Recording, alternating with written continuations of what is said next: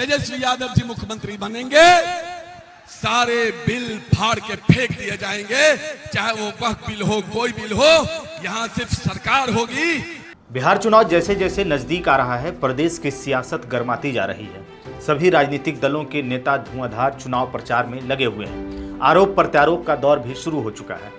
शनिवार को आपको बताएं कि खगड़िया में तेजस्वी यादव ने चुनावी जनसभा को संबोधित किया और इस चुनावी सभा में राजद के एक विधान पार्षद ने कुछ ऐसा कह दिया जिसे लेकर के भाजपा वाले अब इसे जंगल राज बताने लगे हैं। दरअसल राजद के विधान पार्षद कारी शोएब ने कहा कि अगर तेजस्वी यादव की सरकार बनी तो सभी बिल फाड़ कर फेंक दिए जाएंगे, जिसमें वक्फ बिल भी शामिल है। कारी शोएब ने कहा कि इंडिया गठबंधन की सरकार प्रेम, एकता और भाईचारे की वकालत करेगी, इसलिए गठबंधन को ही वोट दें। आपको बता दें कि कारी शोएब ने खगड़िया जिले के परबत्ता विधानसभा क्षेत्र में राजद प्रत्याशी और मौजूदा विधायक संजीव कुमार के समर्थन में जनसभा को संबोधित करते हुए लोगों से इंडिया गठबंधन को वोट देने की अपील की।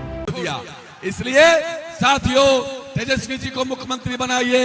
एक मजबूत हमारा बड़ा भाई संजीव कुमार को आप जब विधायक बनाएंगे तो वो विधायक नहीं, तेजस्वी यादव जी मुख्यमंत्री बनेंगे।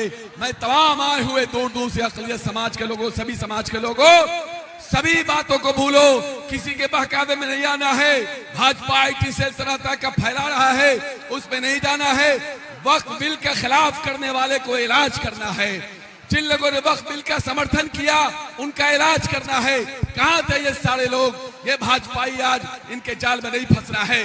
जदयू, लोजपा ये सब विरोधी है। इन्हीं बातों के साथ मैं इस उम्मीद के साथ कि छोटी छोटी बातों को भुला करके बिहार और देश को बचाने के लिए इस लालटेन छाप को यहाँ जिताइए, एनडीए को हराइए, महागठबंधन की सरकार बनाइए। तेजस्वी यादव जी मुख्यमंत्री बनेंगे, सारे बिल फाड़ के फेंक दिए जाएंगे, चाहे वो वक्फ बिल हो, कोई बिल हो, यहाँ सिर्फ सरकार होगी और इंसानियत की सरकार होगी, मोहब्बत की सरकार होगी, प्यार और भाईचारे की सरकार होगी। बहुत बहुत धन्यवाद। वहीं कारी शोएब के भाषण पर भारतीय जनता पार्टी के आईटी विभाग के राष्ट्रीय प्रभारी अमित मालवीय ने शोएब के बयान को लेकर के एक्स पर एक पोस्ट किया है, जिसमें उन्होंने राजद पर निशाना साधा है। उन्होंने कहा, राजद के मंच से घोषणा, अगर तेजस्वी यादव मुख्यमंत्री बने तो वक्फ कानून खत्म कर देंगे। कानून रहेगा पर जमीन लूटने की नीयत साफ है। यही है राजद का जंगल राज। वहीं दूसरी तरफ कारी शोएब का वीडियो ट्वीट करते हुए केंद्रीय संसदीय कार्य और अल्पसंख्यक मामलों के मंत्री किरण रिजिजू ने भी कहा, किसका इलाज करना है, यही जंगल राज के लक्षण है और इसे कुचलना है। कांग्रेस आरजेडी न सुप्रीम कोर्ट का सम्मान करते हैं, न संसद का, और खुलेआम लोकतंत्र का अपमान करते हैं। बिहार की जनता इन्हें सबक सिखाएगी। अब सवाल है कि जनता किसे सबक सिखाएगी, वो तो आने वाले दिनों में साफ हो जाएगा।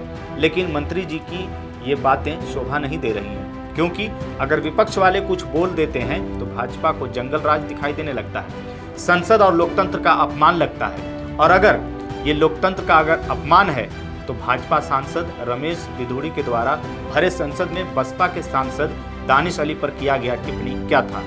क्या वो लोकतंत्र का अपमान नहीं था? तब ये अल्पसंख्यक मामलों के मंत्री किरण रिजिजू के द्वारा एक शब्द नहीं निकला था। और ये क्या कह रहे हैं? कांग्रेस आरजेडी सुप्रीम कोर्ट का सम्मान नहीं करते।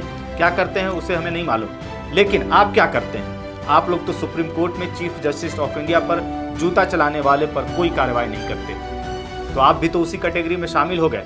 चुनाव सर पर है तो जाहिर सी बात है भाजपा को मुद्दा बनाना है, और बिहार की राजनीति में अब वही पुराना खेल फिर से शुरू हो गया है। कोई कुछ बोले और बीजेपी तुरंत उसे जंगल राज की रिकॉर्डिंग चला दे। जैसे बिजली का बिल बढ़े तो जंगल राज, पेट्रोल महंगा हो तो जंगल राज, और अब किसी नेता ने कुछ ज़्यादा बोल दिया तो फिर वही जंगल राज। सवाल यह है कि बीजेपी हर बार डर का कार्ड खेलकर कब तक जनता का ध्यान असली मुद्दों से भटकाती रहेगी। बिहार की जनता अब जान चुकी है कि हर बार चुनाव आते ही जंगल राज जिंदा हो जाता है और चुनाव खत्म होते ही विकास राज गायब हो जाता है। कारी शोएब ने भाषण में जो कुछ भी बोला हो, लेकिन बीजेपी की प्रतिक्रिया में वही पुरानी घिसी पिटी पटकथा दिखी।